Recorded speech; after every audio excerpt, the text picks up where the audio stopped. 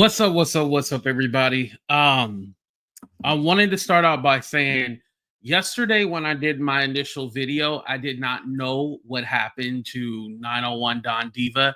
I had no clue. Now, after some time has passed, I do know what happened. So I wanted to go ahead and share with you guys. I'm actually glad about one thing that I didn't know last night because I don't know if I would have done that show last night if I knew the details. Um, y'all, it's tragic. It's tragic. There's no other way to put it. It's tragic. Um, from what the reports have said, it was their son that unalived them. Now, I don't know the reason why or why anything went down or what happened, but what they said was that it happened the other night. The son unalived them, and then he told the police to meet him at the church, and so they got him and then went to the home and seen what happened. It's a little conflicting because they talked to a friend and then they talked to a cousin and they said they couldn't believe it. And you know, the typical like it's not in his character, but it just makes you question like what was going on in the home where he felt like he had to take the life of his parents, you know? Um Again, we don't really know his side of the story, but it's just sad and tragic. So I'm gonna go ahead and play you guys the video. I'll start out with this one first. Right now, deputies are working to figure out why a 14-year-old allegedly killed his parents. The deputies say the teen called 911 just after midnight, saying he killed David Lee and Brandi Smith. The bodies were found inside a home on Silver Point and Country Road 220 in Clay County. Deputies found the teen at a church about 1 mile away from the home. And Action Jackson's live team coverage of these murders. We start with anchor Emily Turner, who spoke with a family member, the only one to get a chance to speak with that family member about this tragedy they're experiencing now. It's just absolutely devastating, no matter which way you look at it. A young teenager in jail for the murder of his parents. His parents have now passed. They were shot and killed last night. And there is one surviving family member. We're told it's a daughter who's in her 20s who doesn't live here, now left to deal with the tragedy all alone. Good kid, straight A's. You know, I did know that she had a daughter. I just didn't know that the daughter was an adult. So the daughter wasn't at the home when this all went down. So again, as you guys know, I read the euthanizer post and it said that praying for her daughter and stuff like that. So I was like confused, like what happened with the daughter, but she's 20. She probably doesn't live in the home. Instead of starting high school next week, 14-year-old Trevor Lee is behind bars. Kyrie Bayman is his best friend and says he would never have thought this possible. He was funny, charismatic. He always brought good energy, good vibes. But now he's charged with killing both of his parents. It happened just after midnight. Clay County Sheriff Michelle Cook says David Lee and Brandi Smith were shot to death. It appears that there was some sort of domestic argument last night between Trevor Lee and his parents, and that this shooting culminated from that argument. Deputies are now tasked with figuring out what that fight was about and whether there were any behavioral issues before. I don't know what caused them to do it. So Brandi's cousin, James Lewis, still can't believe it. I guess I never know what caused them to do that because, like I say, he had good parents. So for him to, do that, we don't know why. What's interesting, and we're gonna hear more from the family friend because there's another video, the boy that you guys seen. He said like they consider him like a son, a part of their family. So it's weird how, okay, what was going on? And they said like that boy spent a lot of time over their home as well too. So it's something is not connected, you know. But again, when people are over your house, don't we all put up a front like everything is okay? Like, don't we all do this? We all don't. We all like, oh yeah, we going through all these problems. We don't share that with everybody, especially if they're in our home, because one, they don't want to hear that. 2, you don't want to make it awkward. And 3, that's not what they came over your house for, to hear your drama and everything going on, right? So I do believe that the boy, because I know they'll probably question him, like, did you know anything? You know what I mean? But he's just a kid. Again, if their son was 14, he's 14 too. You know, a lot of people like to adulterize black children and make it seem like, oh, they know this, they know. No, they're children. They don't know anything. As the family seemed close and always got along. They were probably the best or one of the best families I knew. They were funny and they treated me very well. They told me all the time that they loved me like a son. And the Clay County Sheriff's Office is working.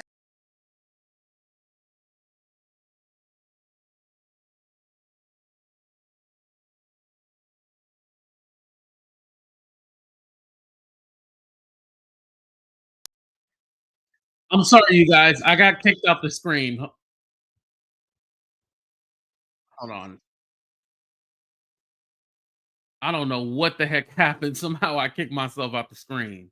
Let me go back to it. Okay. And then this is the interview that they had with the son.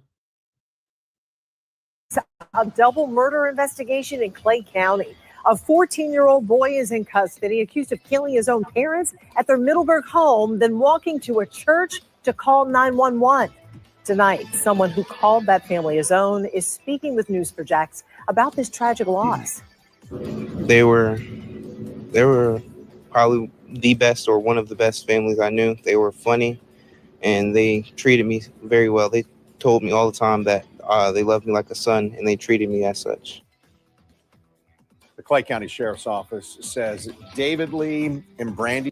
As I understand, they live in the Jacksonville area, and there's a lot of people, you know, some people commented and was all like, I seen the news story, but I didn't know who it was. They didn't know that was 901DonDiva. I mean, you don't go around calling yourself your well, me, I do, because my name is AT2, because that's just an acronym for my name. But, you know, they don't know anybody connected to YouTube or anything like that. So when they seen the story, they're like, oh, this is tragic, not realizing that this is her. Smith was shot and killed. A family member sharing this photo of the couple with us. Their 14-year-old son, Trevor Lee, is charged with 2 counts of second-degree murder. The shooting happened at a home in the area of Silver Point and County Road 220 in Middleburg. News4Jax reporter Alicia Hatcher is there gathering details and speaking with one of Trevor Lee's close friends. Kyrie Beeman says he was at this house nearly every week and considered the Lee family as his own. He says he and Trevor played football together, and just this past Friday, Trevor and his dad, David Lee, gave him a ride to and from practice. And now Kyrie is still trying to separate the friend he grew up with from the crime he's accused of. I just didn't think it was real. Kyrie Beeman, now standing outside of a home he once considered a second home, still trying to process the unthinkable.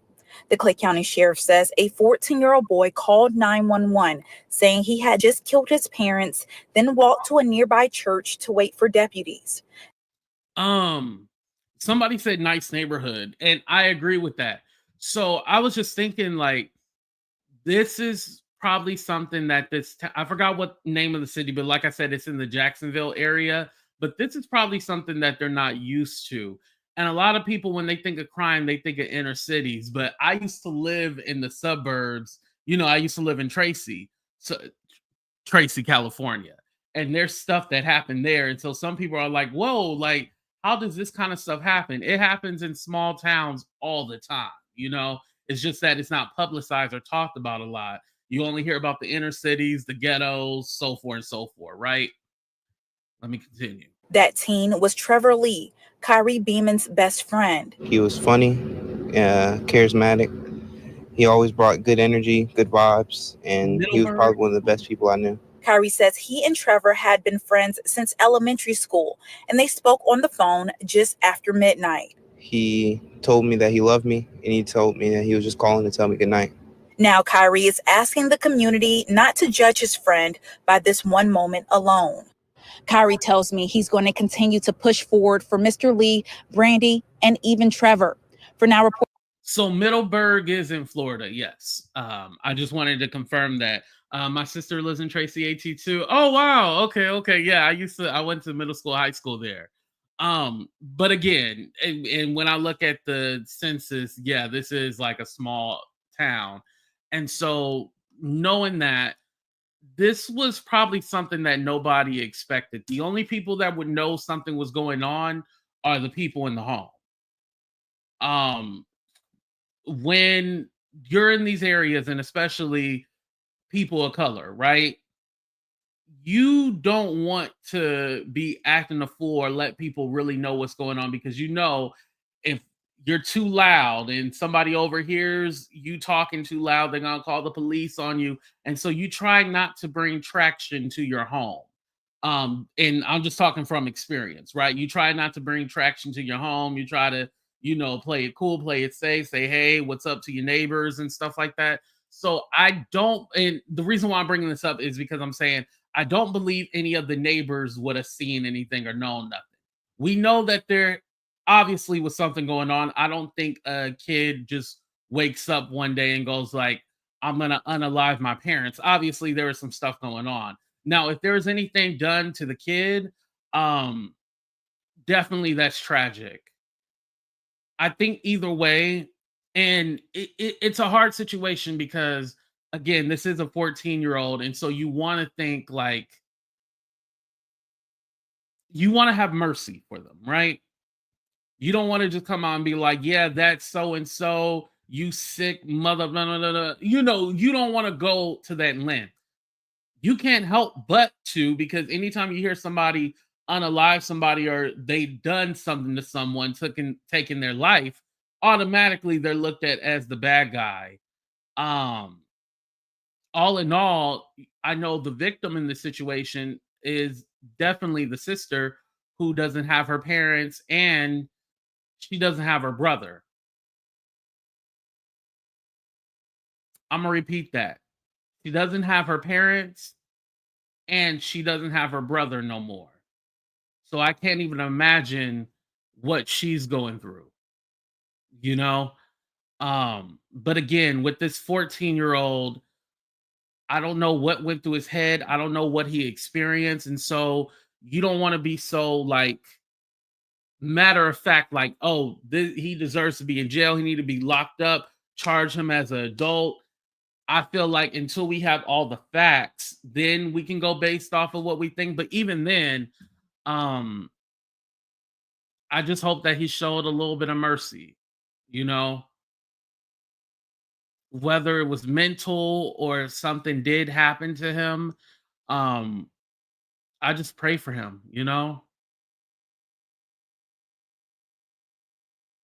This is a real sad situation. Um, I haven't seen anything else as far as further details or not. Um, I know there's some articles and stuff like that, but still from what I've read, it hasn't gave any details of why he did this. Um, yeah.